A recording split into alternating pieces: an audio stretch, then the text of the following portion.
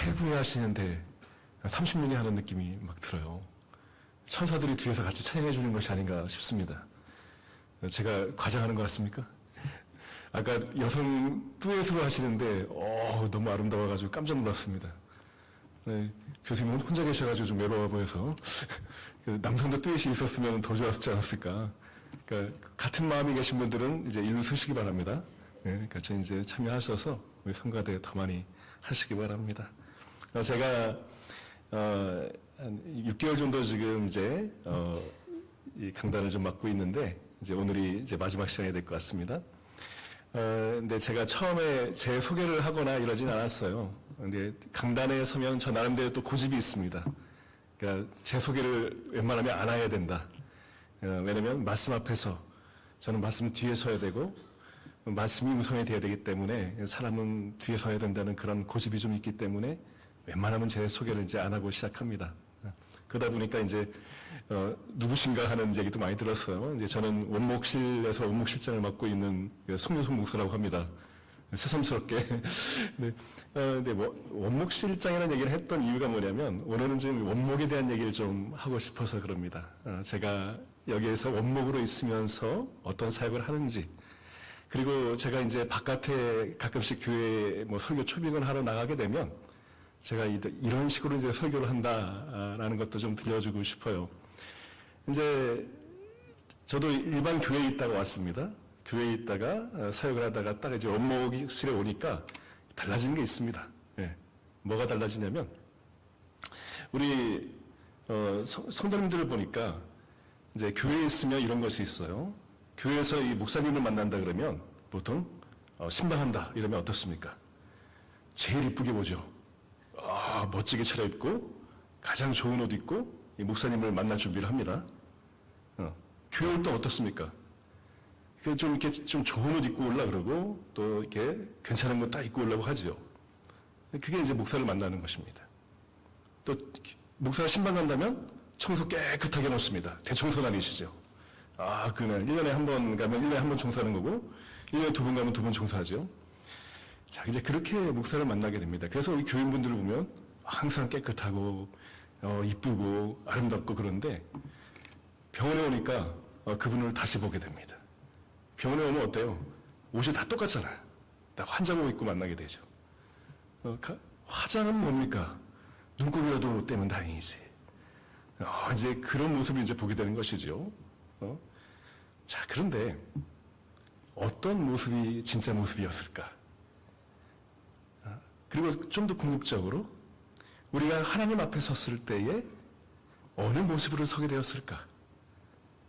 그렇다면 이 환자, 이 병원에 있을 때의 모습이 우리가 진짜 하나님 앞에 섰을 때의 모습이 아니었을까 하는 생각을 하게 되었습니다.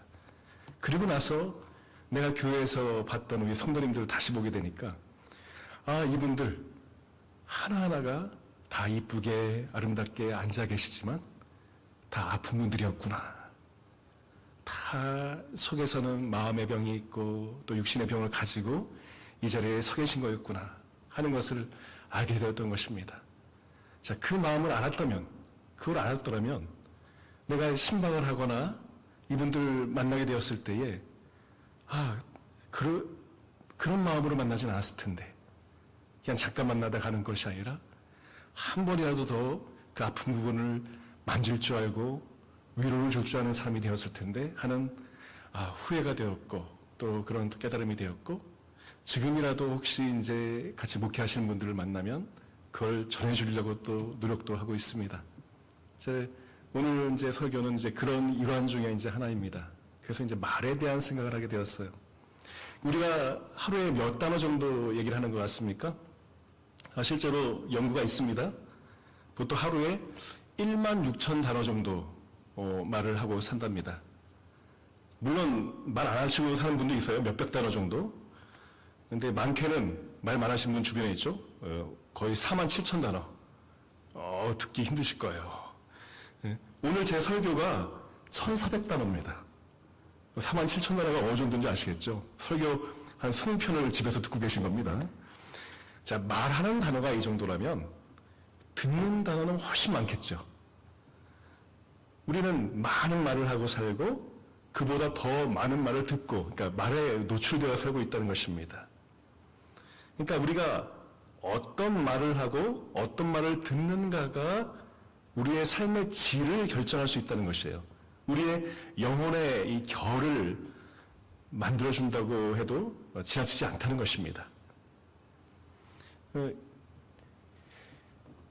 자, 이 프린스턴 대학교의 그 PNAS 미국 국립과학원 회보죠. 여기에 발표된 논문이 하나 있습니다. 그러니까 Neural Coupling이라는 연구가 있었어요. 자, 한국말로 하면 신경망 복사 정도가 되겠죠. 자, 한 사람이 이야기를 하고 다른 사람이 그 이야기를 이렇게 잘 듣습니다. 잘 듣고 이해를 하면 이 듣고 있는 사람, 이 청자의 뇌가 이 말하는 사람, 이 화자의 뇌와 동조가 된다는 것입니다. 자, 더 놀라운 것은 이야기를 더 깊이 이해한 청자일수록 그 뇌가 화자를 따라가는 데 그치지 않고 앞서갈 수도 있다는 것이에요.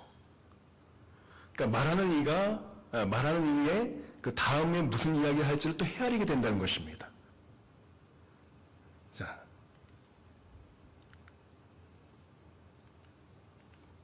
이런 화면을 자주 보게 되실 것입니다. 오늘도. 이게 무슨 뜻이다? 저를 보라. 예, 여기 보지 말고.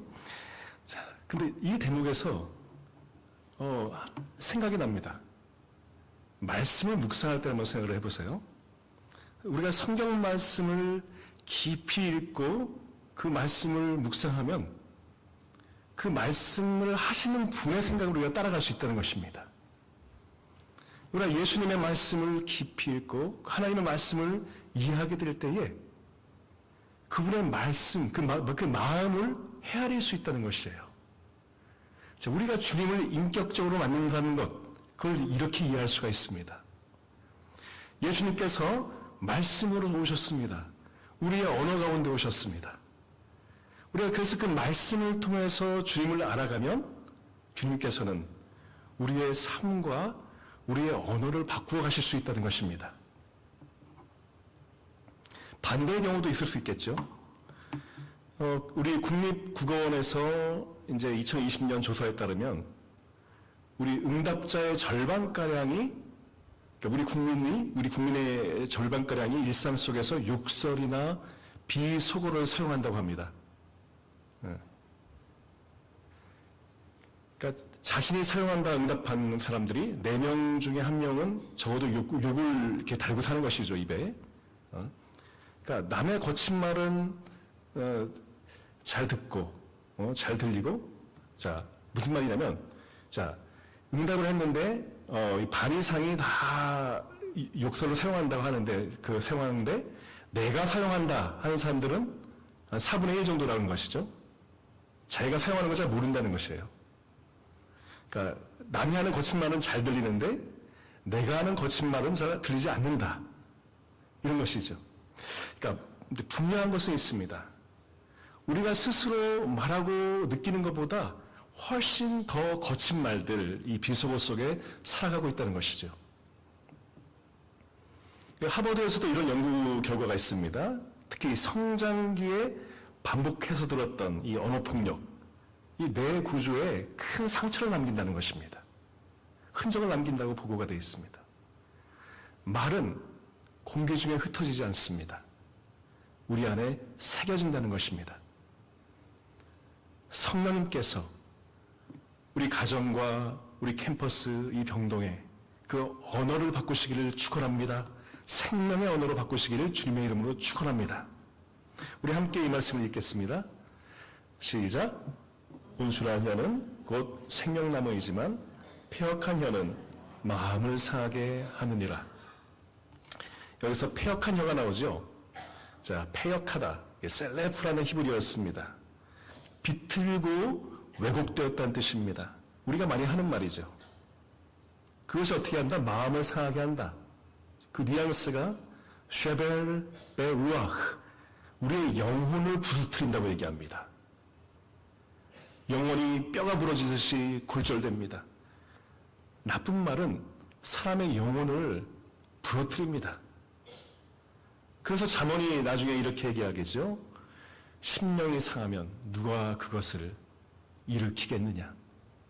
우리의 마음이 부러지면, 우리 영혼이 부러지면 회복하기가 힘든다는 것입니다. 이 영을 부러뜨리는 말, 어쩌면 우리가 자주 듣고 또 하는 말들일 수 있습니다. 이렇게 얘기하면 누군가 떠오르시죠? 그 교수님, 그 선배.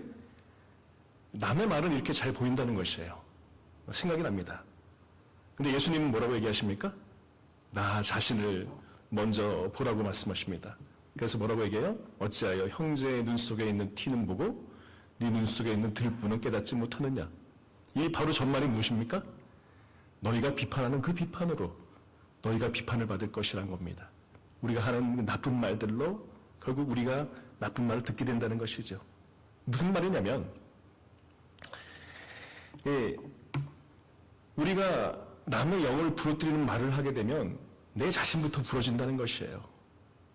다시 얘기하면 우리가 말에 칼이 있습니다. 날카로운 말로 남을 찌르려고 들 때 내 자신을 먼저 찢고 나와야지 된다는 것입니다. 내가 먼저 상처를 받는다는 것이에요. 그래야지 남을 또 상처를 입힌다는 것입니다. 반대말이 있습니다. 온순한 혀를 얘기하죠. 온순한 혀는 생명나무라고 얘기합니다. 온순한 혀는 마르페 라손이라고 합니다. 여기서 마르페라는 단어가 여호와 라파라는 말과 같습니다. 라파, 치유한다는 말이죠. 그 마르페 라손, 치유하는 혀란 뜻입니다.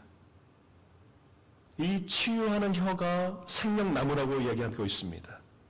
어쩌면 이 에덴에서 잃어버렸던 그 나무가 잠언에 여러 번 나타납니다. 생명나무가 언급이 되는데 그 중에 하나가 놀랍게도 이 사람의 혀라고 지금 얘기하고 있습니다. 자, 이 말이 성경 맨 마지막에 다시 한번 등장하지요. 요한계시록 마지막 장에 그 나무 잎사귀는 만국을 치료하기 위하여 있더라. 우리의 치료하는 말이, 치료하는 혀가 그 생명나무의 언어가 되고 그것이 하나님 나라의 언어가 됩니다. 이 치료의 언어를 우리가 할 수 있어야 된다는 것이죠. 자, 이 치료의 언어를 어떻게 배울 수 있을 것인가?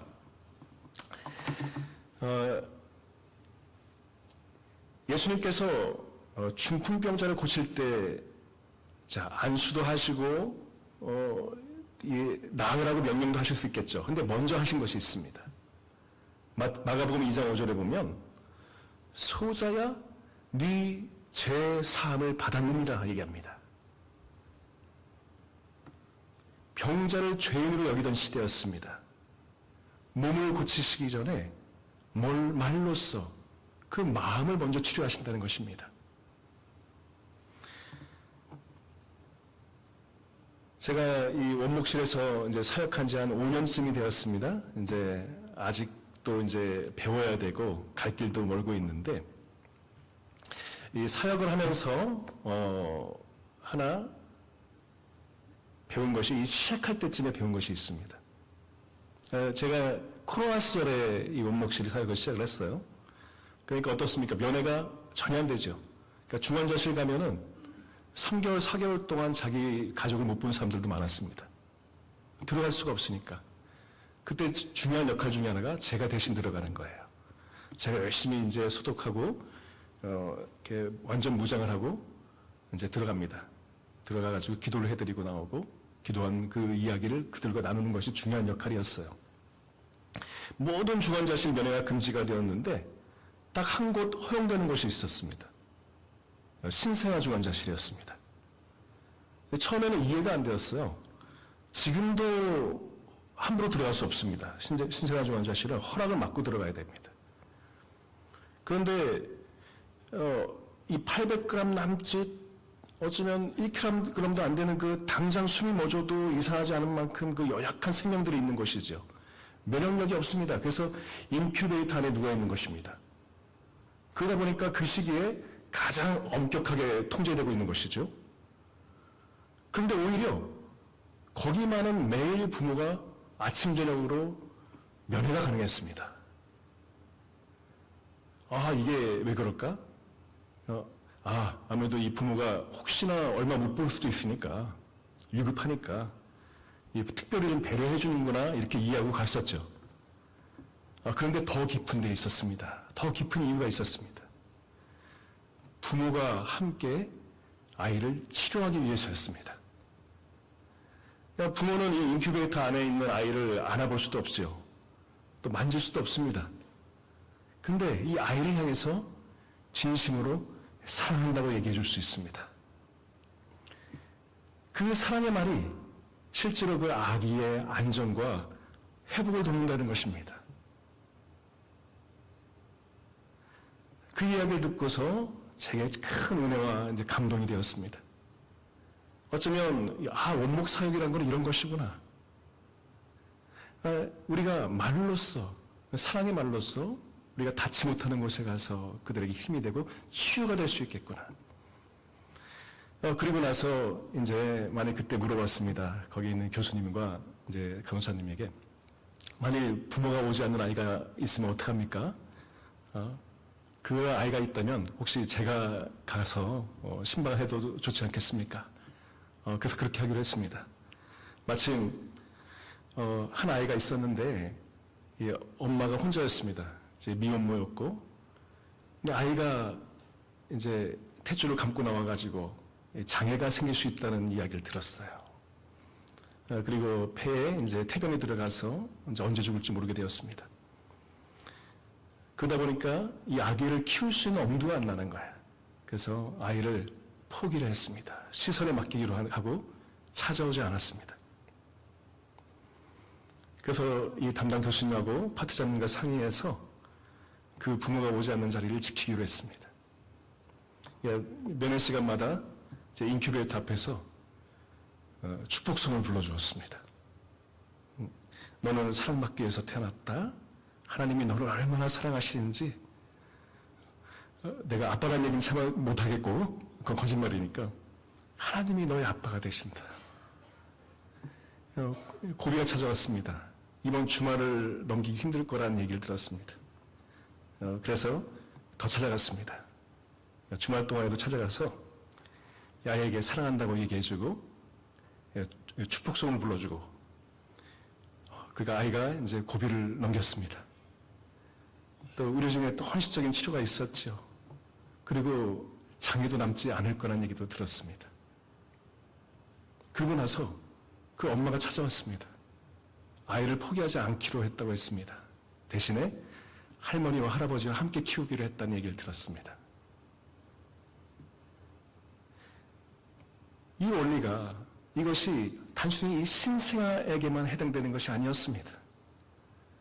이 사랑이 담긴 말, 치유의 말은 누구에게나 해당되는 것이었습니다. 병동에 있는 환자들을 누구를 만날 때마도 어떤 좌절스러운 상황에 있을 때라도 그 말들이 그들에게 생명나무가 되어주는 것입니다. 치유의 말을 통해서 서로를 가정을 세우는 여러분이 되시길 축원합니다. 두 번째로 치유의 언어는 입에서 시작되는 것이 아니었습니다. 귀에서부터 시작됩니다.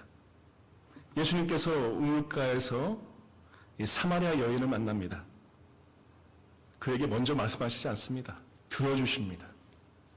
그의 인생의 이야기를 끝까지 들어주시고 공감하시고 그 흐름으로 이 상한 마음을 싸매주셨던 것입니다. 그 의료 인류학자의 아서 클라이마라는 사람이 있습니다. 그가 그러니까 일리스 내러티브라는 책에서 나온 말인데 이 질병, 이 디지즈와 또 일리스를 구분을 합니다. 이 디지즈는 우리가 처방을 내릴 수 있는데 일리스는 그 사람의 이야기를 들어주는 데서 치유가 시작된다고 말합니다. 예수님이 그렇게 하셨다는 것이죠. 여러분이 잘 아시는 이렇게 예가 있는데 울지마 톤즈라는 이태석 신부의 이야기가 있습니다. 2010년이죠. 꽤 오래되었습니다. 이분이 돌아가시고 10년 뒤에 후소편이 나옵니다. 꽤 오랜 시간 지나고 나서 이제 부활이라고 하는 후소편이 나왔는데 이 신부님이 생전 정성을 다해 진료했던 그 한센의 마을이 있습니다. 한센병 환자들 마을에 10년이 지나서 다시 의료 봉사단이 방문하기 시작합니다. 근데 이 방문하기 시작한 이 의사들이 누군가 봤더니 그 신부님이 세웠던 그 학교 학생들이었던 거예요. 그들이 10년이 지나서 이제 이 사람들을 진료하러 찾아오기 시작했습니다. 근데 이들이 이제 진료하는 모습을 보니까 환자가 오면 먼저 환하게 웃으면서 이 한센병 환자들을 두 손을 꼭 잡아줍니다. 그리고 묻습니다. 어디가 아프세요? 라고 묻지 않습니다. 그간 어떻게 지내셨어요? 오늘 좀 식사는 잘 드셨어요? 한참을 묻고 그리고 이야기를 들어줍니다. 환자는 잔뜩 밀려있죠. 그래서 제작진이 답답하니까 가서 묻습니다. 아니 지금 환자가 지금 밀렸는데 왜 빨리 치료를 하지 않냐고 그렇게 얘기하니까 그들이 이야기하는 것, 답하는 것이 신부님이 우리에게 이렇게 해주셨습니다. 그 의사가 그 이태석 신부 혼자였을 때에 진료가 밤늦게까지 이어져도 그 한 사람 한 사람의 이야기를 먼저 들어주었다는 것입니다.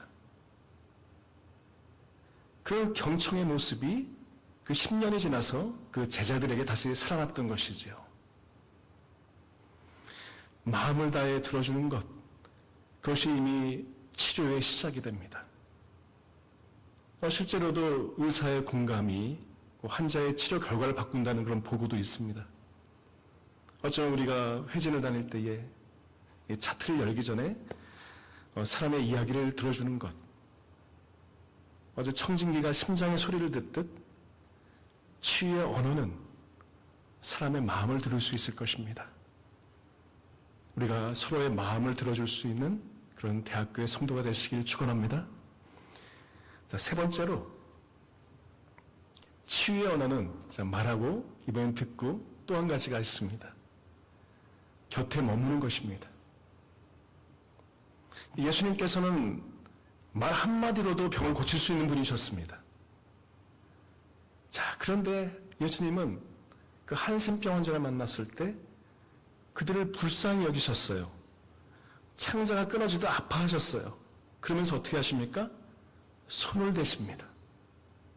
말로 고칠 수 있는 분이셨습니다. 그런데 피부병이 있거나 한센병이 있어서 사람들 근처에 갈 수 없는 사람에게는 일부러 가까이 가시고 그들을 어루만져 주십니다. 율법이 부정하다고 격리한 사람이죠. 아무도 가까이 하지 않는 사람입니다. 그들에게 다가가서 만지심으로 그들의 병을 고치신 것뿐만 아니라 그들의 마음 또한 고치셨던 것입니다. 그 곁에 머무는 것이 힘이 되는 것입니다. 어쩌면은 의료진들이 침선 곁에 잠시 앉아있다 가기만 해도 환자가 체감하는 시간이 달라진다는 그런 논문도 있습니다. 병원에 원목으로 오니까 제가 이전에 없던 걸 좀 갖고 싶었어요. 저는 이렇게 공부하고 막 이렇게 좀 논리적이고 아니면 이렇게 좀 이성적인 설교, 이런 성경 공부, 이런 걸 좋아하던 사람이었는데 병원에 오니까 좀 딴 걸 하고 싶었습니다. 그러니까 신유의 은사를 좀 가지고 싶었습니다.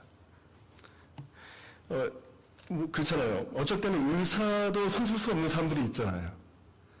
그런 사람들을 많다 보니까 좀 치유의 은사를 좀 주시면 좀 가서 좀 이렇게 손대고 좀 낫게 하고 이러면은 어떻습니까? 좀 우리 병원도 좀 도움이 되지 않을까요? 그 병원 갔더니 의사도 포기한 환자도 낫고 오더라.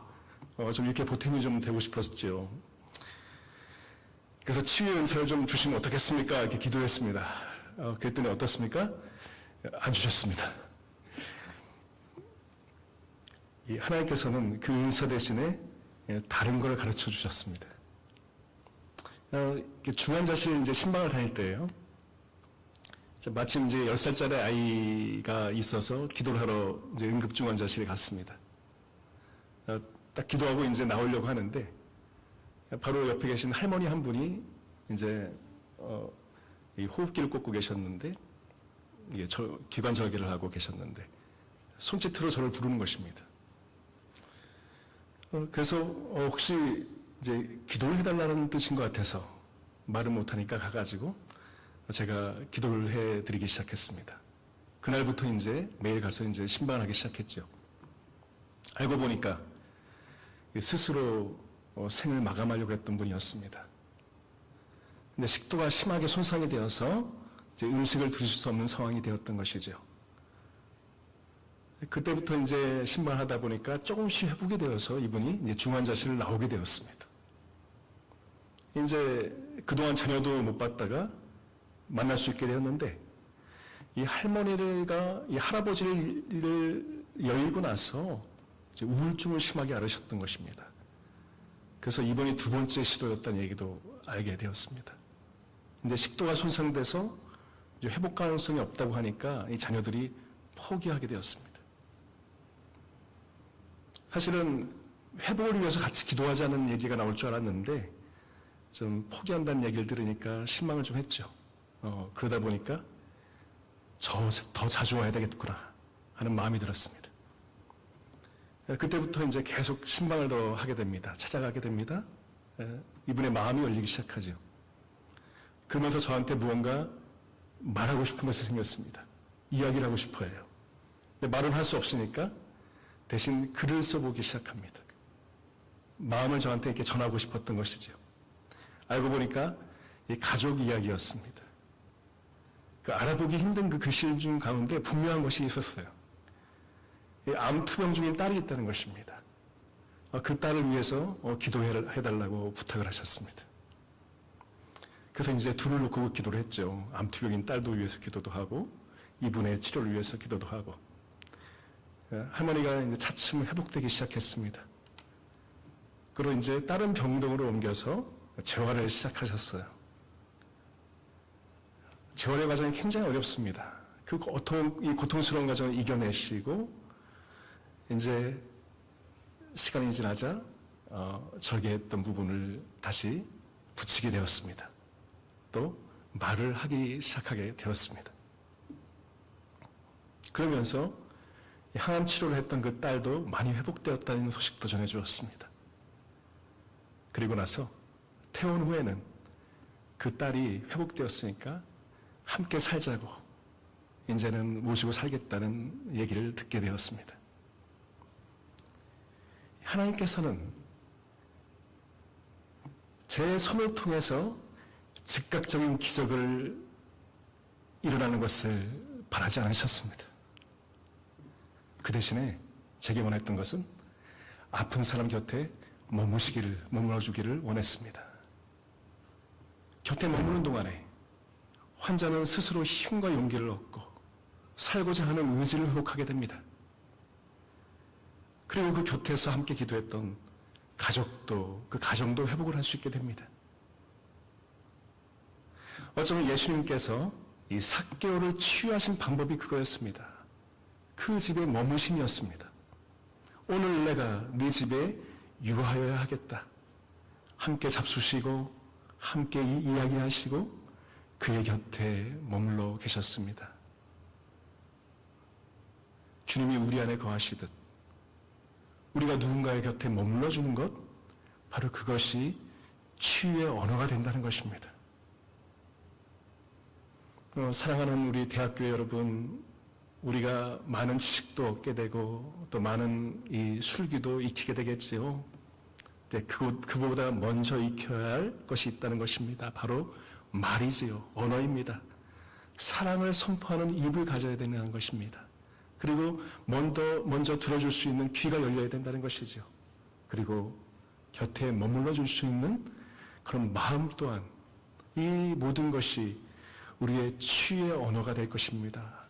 그러한 사람들이 되시기를 축원합니다. 주님은 그 사람을 통해서 그 생명나무로 삼아서 이 캠퍼스와 이 병동을 치유하실 것입니다. 무엇보다 이러한 생명의 말씀을 우리가 먼저 받았다는 걸 잊지 마시기 바랍니다. 생명의 말씀이 육신이 되어서 우리에게 오셨기 때문입니다. 그분이 십자가에 달려서도 가장 아픈 말, 모욕적인 말을 들으시면서도 치유하시는 말씀을 하셨습니다. 아버지, 저들의 죄를 사하여 주옵소서. 그가 십자가에 달리심으로 우리가 치유하심을 얻었습니다. 우리의 혀가 생명나무가 될 수 있는 것은 우리가 먼저 그 십자가 아래에서 치유받았기 때문임을 믿으시기 바랍니다. 사랑하는 여러분, 오늘 하루를 사시는 동안에 사랑의 언어를 나누시기 바랍니다. 생명의 언어를 나누시기 바랍니다. 악한 말, 상처 주는 말, 정죄하는 말을 모두 내려놓으시고 사랑하는 말, 치유하는 말, 생명의 말로 서로가 서로를 위로하고 감싸주는 대학교의 교우님들 되시기를 주님의 이름으로 축원합니다. 기도하겠습니다.